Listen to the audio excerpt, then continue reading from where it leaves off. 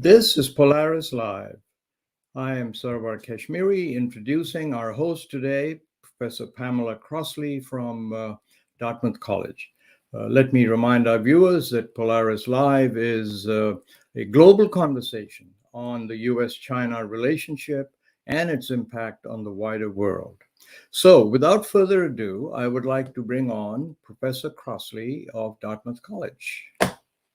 Good morning, Professor Crossley, and I will bid you goodbye.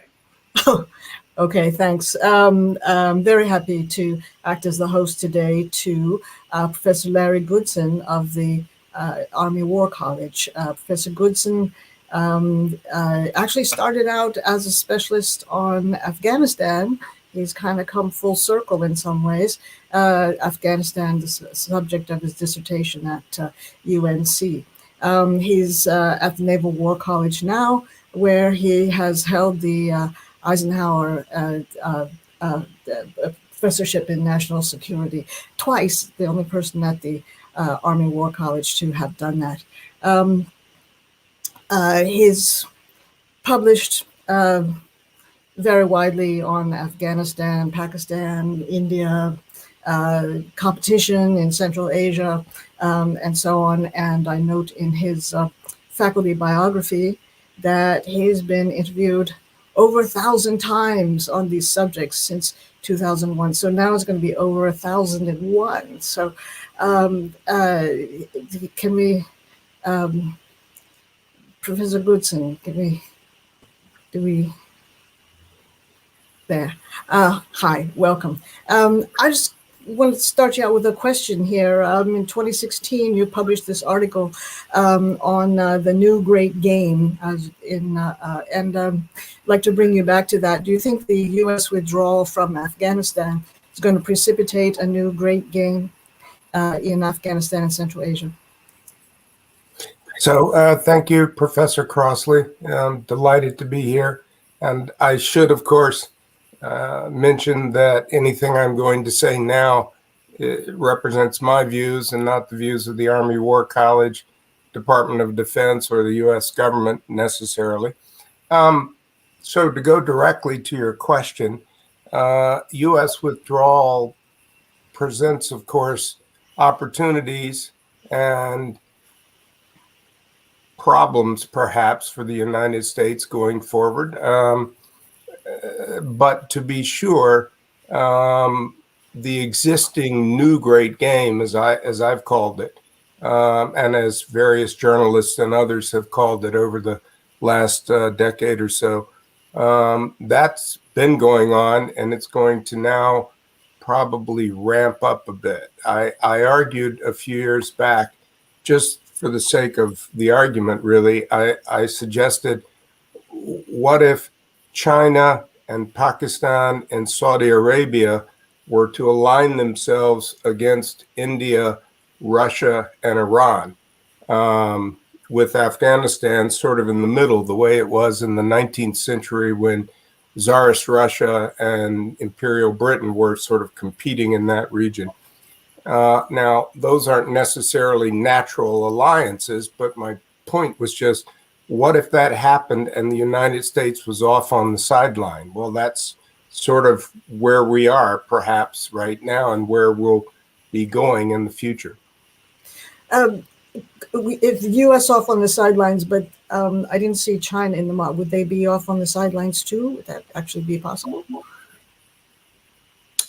Well, in what I just said, China was in there with Pakistan and Saudi Arabia. Perhaps you didn't hear that. No, what I was suggesting is that, as we know, of course, China has already moved to establish relations with the Taliban. China and Pakistan are, of course, quite close with the China-Pakistan Economic Corridor. And so and Pakistan is, of course, supporting the Taliban as well. So I think it's likely that China would be involved in Afghanistan, given that its Belt Road Initiative is moving both east and north of Afghanistan. Well, can you clarify for us this kind of concatenation? I mean, those of us who don't know a whole lot about it think about China as having some sort of a patronage relationship with Pakistan, and Pakistan having some kind of a patronage relationship with Taliban. I mean, is that really the way that it goes? Is it really stepped like that? Is it that kind of a paradigm? Or how would you complicate that for people who don't know any more about it than I do? Oh my goodness, it's considerably more complicated than that. As I said, I proposed that several years back just as a conversation starter, just to try to get American officials and academics to think about the idea that you could have a regional competition that involves great powers, right, like China or Russia, perhaps, in the midst of that, with the United States, not really in the middle of it anymore. So now we were in the middle of it. We were literally in Afghanistan in the middle of the whole thing. Now we've stepped aside. Now that has brought about, challenges to our, our trustworthiness or our prestige or whatever you want to think of that as.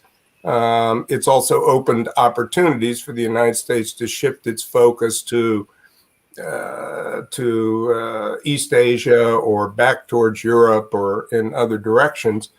But for sure, in terms of how this interacts in Afghanistan, I guess I would say maybe two basic things. There is patronage relationship of sorts, but that patronage relationship of the sort that you described is always a two-way street. The weaker actor, so to speak, the Taliban to Pakistan or Pakistan to China in the way that you described it, the weaker actor has a relation or the ability to influence relations with the more powerful actor, just as the powerful actor has the ability to do that with the weaker actor. In Afghanistan, for many years, it was argued that you couldn't buy the Afghans, but you could certainly rent the Afghans.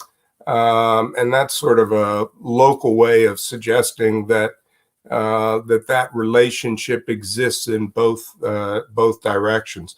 The other point that I would raise in relation to that is that, of course, the complication exists on so many levels. It's impossible to talk about those three country relations that I suggested, China and India versus, each other with the other countries involved, as if it were that simple. Because in fact, business and cultural and ethnic and all sorts of relations within the region are intersecting and breaking up something that would be that simple. And we could talk more about that if you want to. I just wonder, in retrospect, I mean, I'm interested in you describing the U.S. as being right in the middle of this recent scenario before the withdrawal. In retrospect, how would you sort of characterize this or periodize this? As a historian, right, when I'm looking at the last phase of that, it doesn't look anything like an occupation. It looks sort of like an outpost, right, of some kind. And just thinking in terms of other kinds of scenarios of occupation or colonization of some kind. So how do you, the past, let's say 15 years, how would you sort of divide it up? And is the U.S. really in the middle of that all the way up to the instant of withdrawal? Or how does that work from your point of view? Okay, so in terms of the history of the period in Afghanistan that the U.S. was there, and I recently discussed this on a podcast. So just to pull from that a little bit to this point, the United States went there after 9/11, obviously to protect the United States from further terrorist attacks like the one that hit the World Trade Center and the Pentagon and so forth, and to kill bin Laden. I mean, to find bin Laden and bring him to justice. Those were the two major reasons. We never had deep interest in Afghanistan. And because of that, I think everyone believed that we would get bin Laden pretty quickly. But of course, he fled to Pakistan. We missed him. And it took us a decade to get bin Laden. And so because of that, we began to become involved in the protect ourselves from Afghanistan becoming a terrorist haven again by building their government. Well, that was something we weren't prepared for, didn't really have an idea of how to do it, and didn't really want to do it. President Bush was the president at the time. He made it clear that that was not something he was really that interested in doing. So it took us a while to get there, and it was always, I think, in some respects, kind of a half-hearted idea that we should do that. Then in the middle of that, of course, the Iraq War started, and Afghanistan faded into the background for many Americans. And so because of that, the war progressed, as you said, a nice way of putting it, really, that with Afghanistan sort of as an outpost for the United States, especially when Iraq was at its height in the first decade of this century, right? We saw Afghanistan as that other war, while all the heavy fighting was going on in Fallujah and places like that in Iraq. And so because of all of that, for the last decade, certainly since bin Laden's death, Afghanistan has been on gradually decreasing levels of forces, and it is sort of an outpost for us now, or was an outpost for us now, that is now diminished into a place that we have left behind. Well, it makes me sort of wonder, in the press and in most of the commentary coming from people who are not very expert on this, it really does sound like American withdrawal is somehow cataclysmic in terms of the region. But how would you assess the magnitude of this, really? I mean, are the patterns basically proceeding whether the U.S. is there, the U.S. is not there, or did the U.S. add something that was absolutely critical, and with the withdrawal, we're actually entering a whole new era of some kind? I mean, from your perspective, how would you assign magnitude to these various events? Yeah, so that's a good question. There's sort of two sides to that question. And I sort of have a foot in both sides of that question. For a while, as we were considering withdrawal, and as it was clear after the bin Laden raid in Abbottabad in Pakistan, that we didn't necessarily need to remain.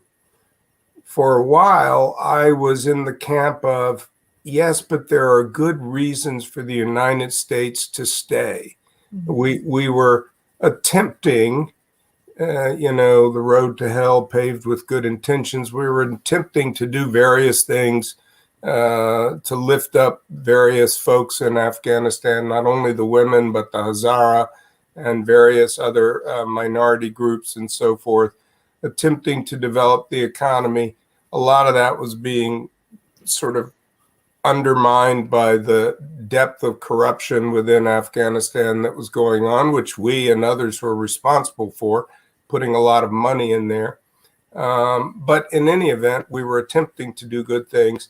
And by being in there, it allowed us to be central in this emerging great game that I thought was going on, and allowed us to be physically in the arena of competition. If we think of Afghanistan as a place that for a long time in history has been a place where big powers came and sort of did things towards each other using the local people as their proxies, mm-hmm. with no real care about what happened to the local people, then we were there. We were there as Russia and China and India and Pakistan, Iran, others were there, right? So I thought that was probably a good thing for the United States strategically, and perhaps in a humanitarian sense as well.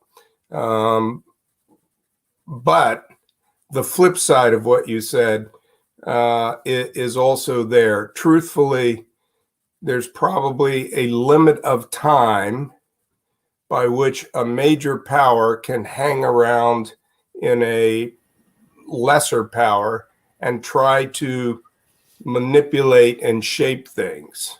I was a part of the emergency lawyer jirga in 2002 that elected Hamid Karzai for the first time and shunted the king aside. I was there as a UN monitor and technical advisor on the elections. So from the beginning, I saw how we were manipulating things and doing it perhaps with good intentions, but nonetheless manipulating things. I also watched how the Afghans were able to push back against that and say, yes, but I'm a local Khan. I'm a powerful guy. I've got armed men. You're not going to run me off the stage. I'll stay. And some of those same armed men have hung around, for 20 years in Afghanistan. So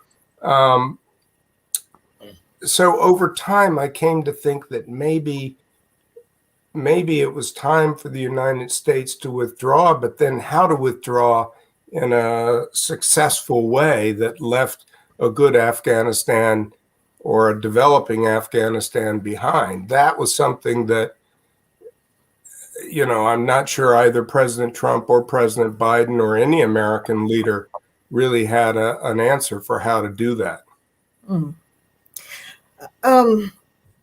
Sort of zooming out, right, to the larger perspective, I want to go back to these sort of great game dynamics and the teams on each side. And by the way, leading up to the question I want to ask you now, I should point out that this is the first in a series of 4 discussions on this region, the Himalayas, and relations, India, Pakistan, so on. So you mentioned Russia and India now that's again, from my perspective, for people in Chinese studies, that brings up this whole theme, right, of the kind of all the way going back to the Soviet Union, of these relations between Soviet Union, Russia, and India back before the '62 war, but ever afterwards. Is that holding? Is that real? Is that a current and future thing?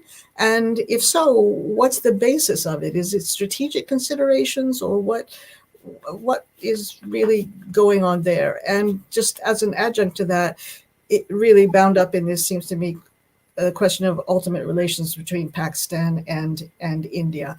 Is there a point at which this becomes something that Pakistan and India can just manage on their own without interference from China or the Soviet Union or the United States, or will there always be this kind of gravity, right, being exerted by these outside actors, and then bringing it back to this Russia-India thing? Is that really a lasting alliance? And if so, what's behind that? Okay, that's a multitude of questions. So let me see. Maybe I can start on an answer, and then we can continue the conversation. I guess I would suggest to you that when we think of this great game idea, it's not so much that the great game exists the way it once did. I mean, once upon a time, it was Tsarist Russia, Imperial Britain, and yes, Iran was in the region, and other actors were in the region. India and Pakistan were controlled by Britain in those times. There were a number of tribal groups and khanates and so forth in the region. But mostly you had the two powers interacting against each other. And all of that, of course, in an era when if Russia and Great Britain were going to actually fight, it was going to be in Europe and not in Afghanistan or the Kashmir or any of those other areas. So whatever happened out there happened with second tier, third tier armies and lots of proxies. And also that was obviously in an era when the major powers didn't have nuclear weapons and couldn't threaten each other globally with those and other weapons, right? So that was the old days. Now, of course, we're in a situation where there are multiple actors in the region, right? Four of whom have nuclear weapons. One more, Iran, is moving towards nuclear weapons again, and could eventually get there.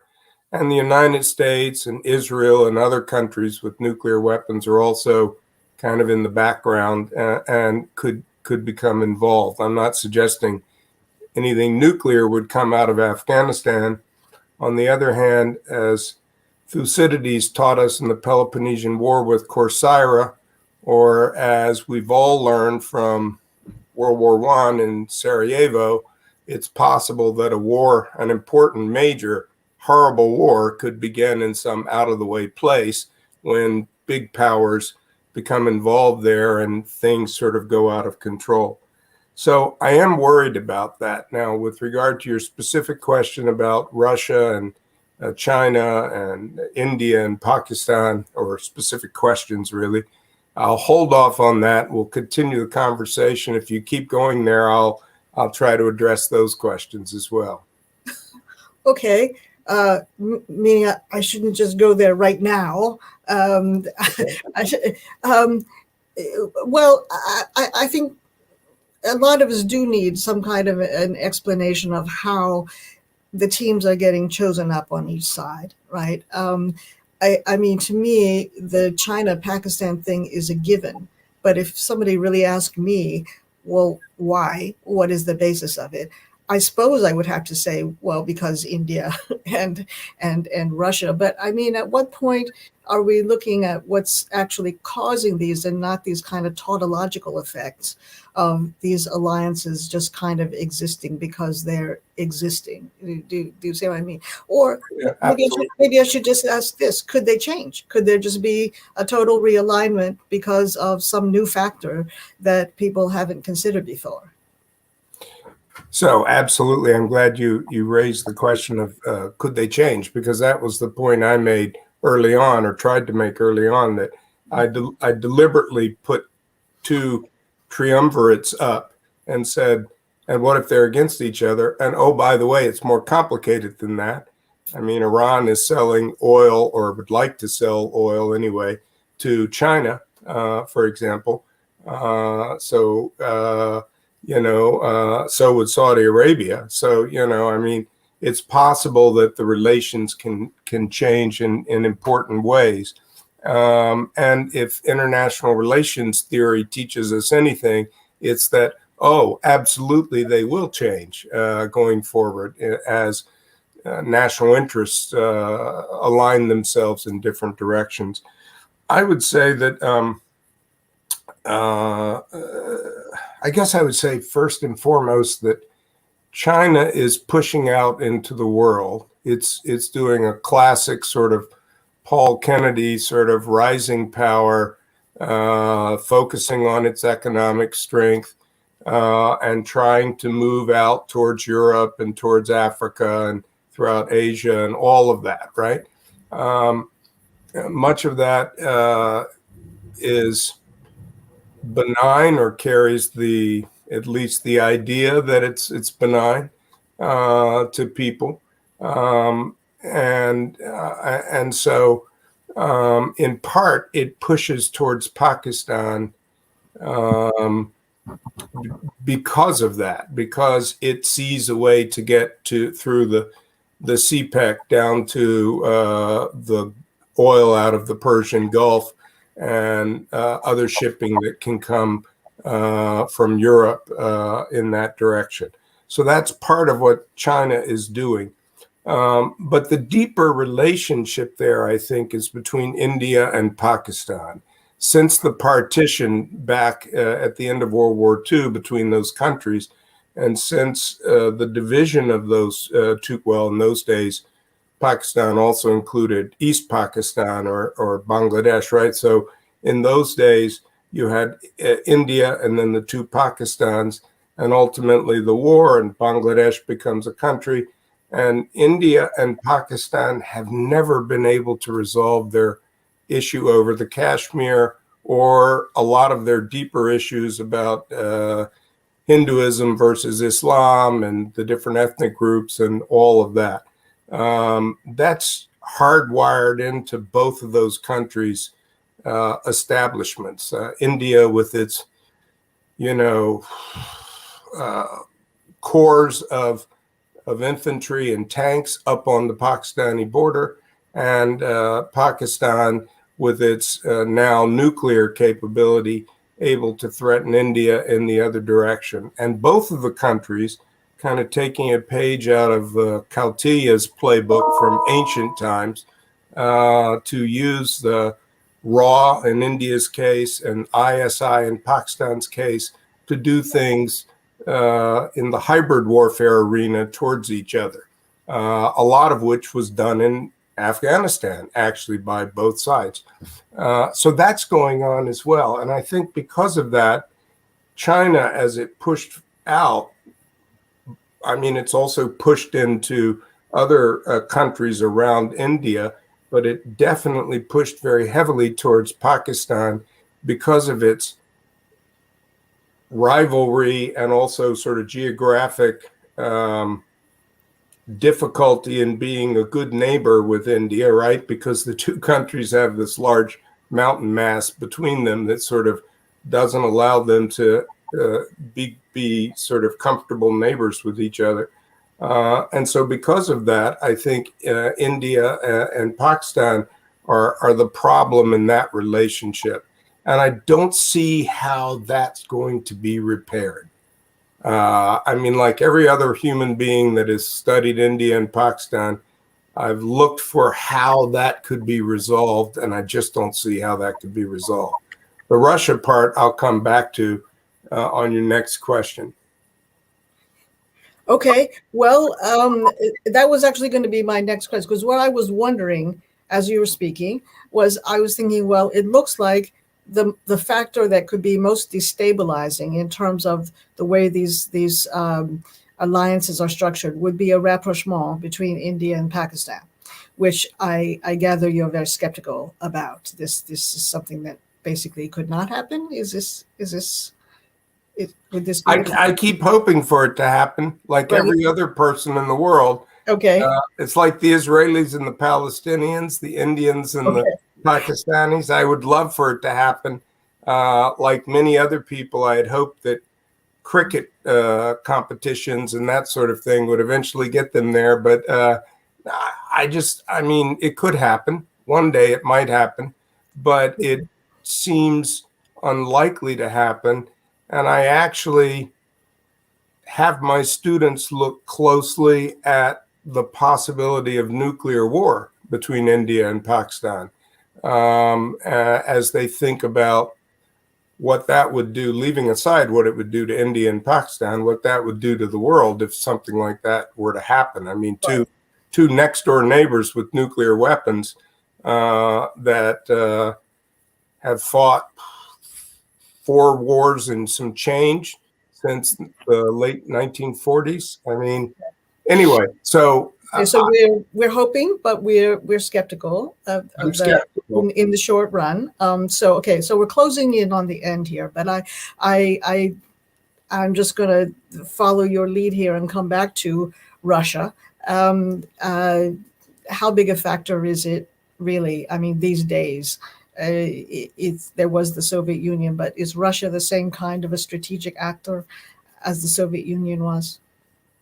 So for me, I think a Russia-China fight of some sort could happen, but I don't see it as ideological or ethnic or religious, like, say, in the India-Pakistan case. Right. I see it as Russia's real interest has been, as it always has been. I mean, you're the historian here, so you could certainly verify this, has always been about its fears of Western Europe pushing into Russia. And it seems to me that Russia's real focus is on its near abroad in Eastern Europe. It lost its great power status when the Soviet Union fell apart, but it's trying pretty hard under Mr. Putin to regain some of its control in Ukraine, Belarus, the Baltics, and then even further afield in Poland and Hungary and elsewhere in the Western European, what were formerly Western European satellite states. Therefore, there's a certain amount of possibility for China's westward movement through Central Asia to continue from the Russian point of view, as long as China's not pushing north into Siberia or pushing immigrants across the border or doing things that would directly and problematically threaten Russia's control in those areas. So, I mean, I think that can happen. However, Russia is very concerned about the Black Sea and also about what's happening, for example, the war last year in Nagorno-Karabakh between Azerbaijan and Armenia, very concerned in the Caspian area and the Black Sea area. Both areas that eventually China wants to come through in terms of its westward overland expansion, not the sea part of the Belt Road Initiative.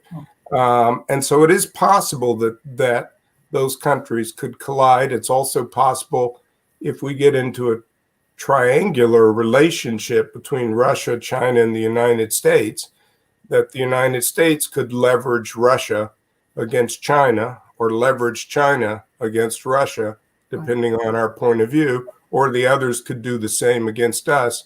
I find these triangular relationships problematic. I mean, it's a form of multipolarity, right? But not really sure how a simple triangle plays out, except that inevitably two of the actors tend to align against the third actor. Right. So that could happen, but I suspect China is going to try very hard to make sure that Russia doesn't push back in the Central Asia region as it pushes across, if that makes sense. Well, in conclusion, let me just ask you to sort of round that off by asking, has the U.S. withdrawal from Afghanistan truly created a vacuum into which some other country, Iran, Russia, China, India, Pakistan, or indeed the United States, is bound to move? Or are things just going to carry on without any kind of cataclysmic changes? So I'm glad that that's your final question, because it's really the key one, I think. I think what's likely to happen in this new great game concept that we've been discussing is that all of these actors are going to interact. Everyone is going to see the opportunity to gain something in Afghanistan, or in and around Afghanistan, but more importantly, the opportunity to mess things up for its rivals in Afghanistan, since it can all be done there through proxies and local actors, the Taliban, for example, or the Northern Alliance, as we call the northern minorities in Afghanistan, for example. And so I think that's going to continue. Certainly Iran's going to do that in the West, and we could walk through all the countries. I think for the most part, the United States is going to back out, as we've already done, and stay out, just as Russia did after, its period in Afghanistan in the 1980s. And so I think the danger is that all of this is going to happen, and there's no way really to predict how it's going to break out in the end. Would that it was those three alliances, or those two alliances of three countries, rather, that I said at the outset, because that would at least then allow for some predictability to the behavior. But I'm afraid it's going to jump around, and sooner or later, leaving aside the badness that will happen for Afghanistan, sooner or later, that's going to produce big problems between these larger actors. That's my fear. Okay. Well, I think the time is up, and I should just thank you very, very much for this great talk. I think it's been a great addition to the series. Well, thank you. Nice to see you. Nice.